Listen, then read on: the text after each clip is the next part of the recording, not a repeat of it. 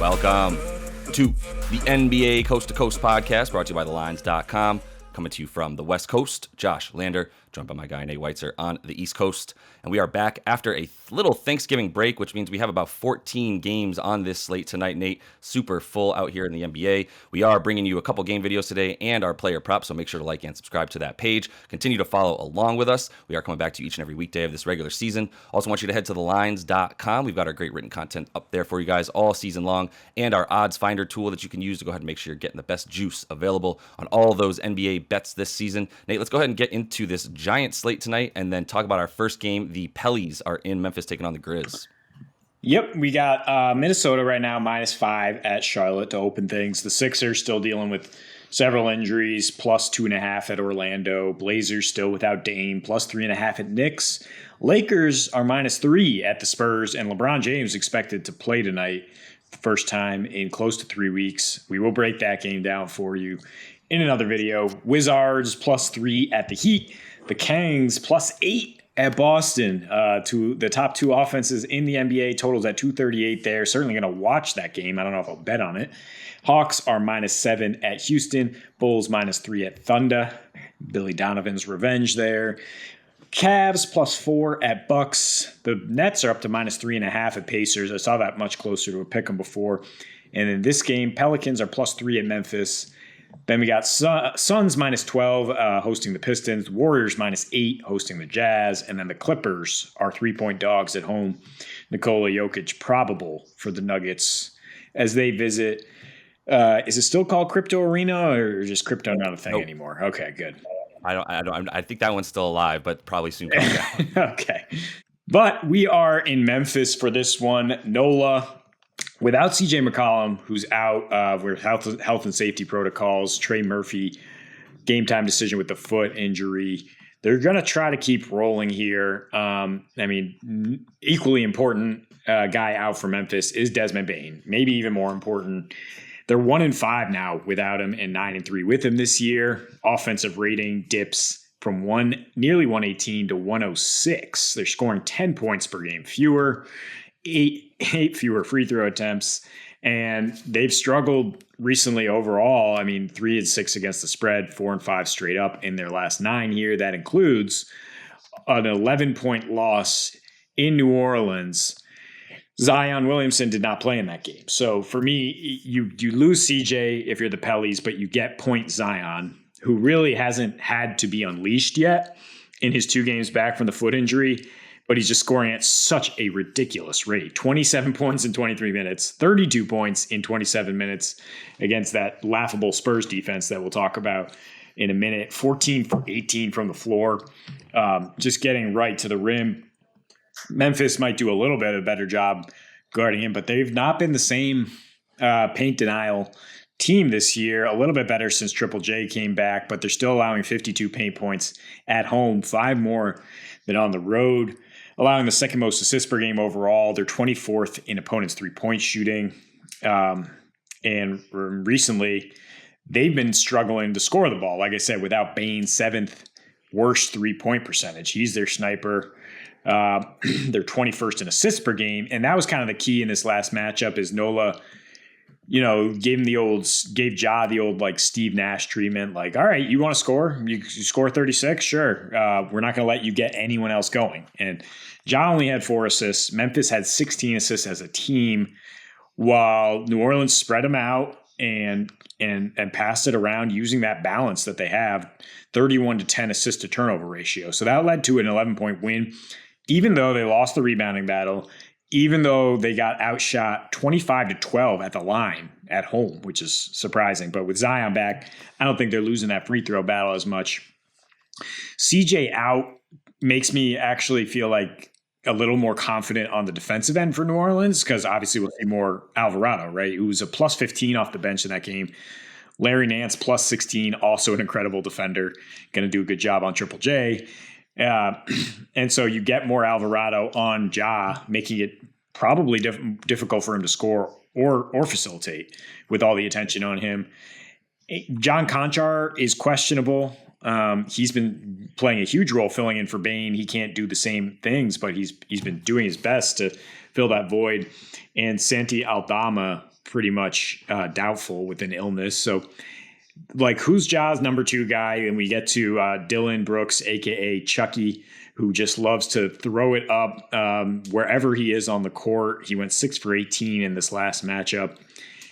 I mean, I really worry about Memphis's offense here, even though New Orleans is scoring 120 a game in their last 7 here. They've covered in 5 straight wins. They have an elite offensive rating. That might take a little bit of a step back without CJ. Right now, the total's at 229, which is tough to call either way.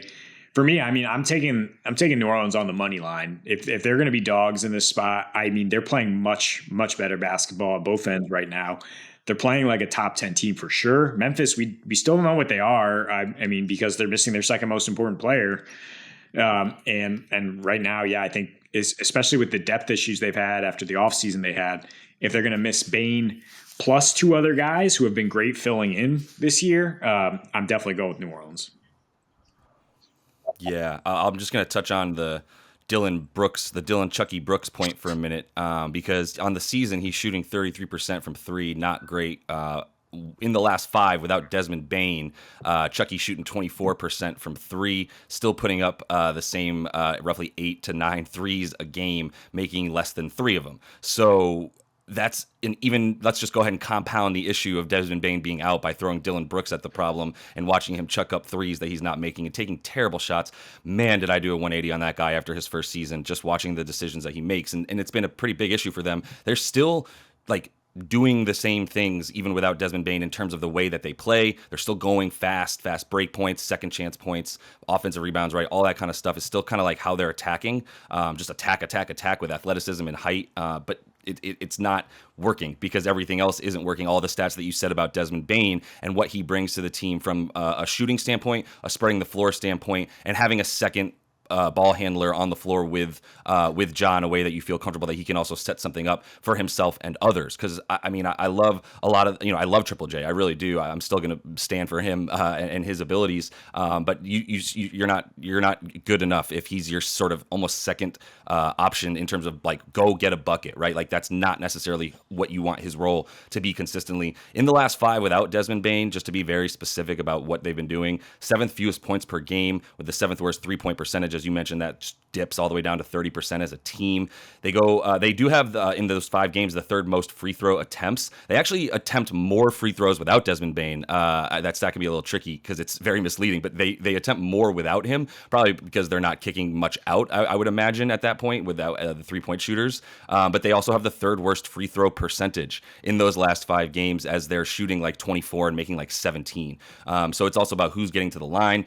Those assists are going way down, and they're allowing a lot more, like in their losses, they're allowing a ton more points in the paint. They're just getting beat up a little bit more down there when they're losing this season. And at home in general, they're also, they're playing a little bit faster, but they're playing, I think they're sacrificing a little bit when they play faster in terms of height. Obviously, Steven Adams not out there when they're playing at that like 101 pace nearly as often. So that obviously limits their rebounding ability. I think for NOLA, like it's just surprising to me that this team is surging. They have Zion back and they're 2.5-point dogs. I mean, I guess Memphis is a good home team, and they are. They're 6-2 against the spread at home this season. Is Memphis, and 2 of those games actually came in the last like 6 games or so where they played at home, failed to cover in one of them. Like I said, NOLA to me, the way that they're playing with and without Zion as well is hugely important. He's back in this game. They're 8-5 with him, 3-2 without him, but they score 5 more points a game. They get 11 more rebounds per game when Zion is in, 48.5 versus 37 without him. They play at 100 pace with him, super unsurprisingly, 5 possessions per 100 faster. They play at a 95 pace when he's not on the floor. Not surprisingly, 7 more free throw attempts per game does NOLA get when Zion's on the floor. And this year, Nate, I'm happy to tell all the Zion fans that they have a 107 defensive rating with him in, 118 with him not in. They're 11 points per 100 better on defense with Zion in the game this season. In a big enough spread that means something. 13 out of 18 games that he's played versus the 5 that he hasn't. So, to me, hit that money line for NOLA. It's fine right now. I think it's plus 110. But if I'm getting plus odds for this team to beat a struggling Memphis team right now, who's I don't know what they're going to do without those other two guys, as you mentioned. John Konchar's a shooter, so Santi Aldama. They're running out of shooters quick. And if that means more 3-point attempts for Dylan Brooks, just to bring this full circle, then I feel even better about the Pelicans winning this game. Yeah, I guess it's like LaRavia is the next man up for Memphis, but how far down the line are they going to go? And New Orleans, yeah, I mean, they've been playing some scrubs. I mean, they actually have been playing the Boston Celtics in there, so in this span, so it is still impressive, but they're number one in defensive rating in this 7-game stretch, which is really impressive. Number one 3-point defense on the road on the entire season. So even if Memphis had some good shooters, they would not be getting great looks. And in their last 3 here, again, 2 of those against bad teams or against the Warriors backups. Third in paint points allowed, which is the key here for Memphis. You put in that they allow 9 more points in the paint in losses versus wins. And so Zion is a walking 30 points in the paint, right? So, I mean, you look at their team totals, 128 and 129 since Zion came back. Memphis is going to show a little more backbone than again, the backup Warriors and the Spurs. But the more, I mean, I would definitely lean towards an over more so. You talk about the pace, you talk about the difference in scoring when they do have Zion, and that they do have a better defensive rating with him on the floor. I don't know how much I'm going to read into that, you know, with the small sample size at this point. Right. And yeah, so it's like, how is Memphis going to compete at home? Because they always compete at home, right? They're not just going to lay down and lose by 20 here. It's by scoring. It's probably by getting out in transition. I wouldn't be surprised if there's a pace of 102 to 104 in this game, right? With Ja pushing the ball at every opportunity. So, I mean, if you can get it down to 225 with New Orleans +7, I mean, we both feel like New Orleans should be a slight favorite here.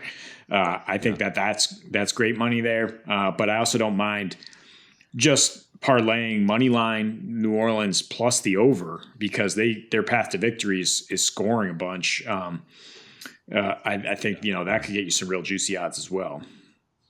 Yeah. I would lean points. Not only all the Zion splits here, road home splits as well. For NOLA here, when they are on the road, their games average like 236 points a game. They're scoring a $120 on the road right now. Is New Orleans, versus at home where they average 5 less points, they give up 9 less points. So their defense and their pace their defense drops, their pace rises. I should say their defensive rating rises. More free throw attempts on the road. They play at 102 pace on the road, do the Pellies, versus 98 at home. So these are some stark enough differences that I think we can feel pretty good about it. You mentioned they've covered 5 of their last 6. Like I said, teams in complete opposite directions right now, and Memphis isn't getting any cavalry help here to like make you feel like all of a sudden they're going to turn things around from losing 4 of their last 5 and 5 of their last 7, whereas the Pellies won and covered in 5 of their last 6, which obviously includes like 3 super easy games and then a couple, decent wins. Obviously that Memphis one covering against the Bulls as well was nice for them. But first in defensive rating in those last 6 games, like you said, 103.5 there defensive rating, really, really good, despite playing at the 9th fastest pace, right? So they're giving up points to a degree, but that's just because they're playing at such a fast pace, and overall their rating is incredible for a reason. So yeah, I think this game is sort of misplaced. Rather than feel too confident about the over, although I would prefer an over for sure, I still just I like the Pellies to be able to pull this one out. So that's all the time we have for you guys in this one. Make sure to like and subscribe to that page. Continue to follow along. We'll be back for you guys each and every weekday this regular season. So until we see you next, happy betting.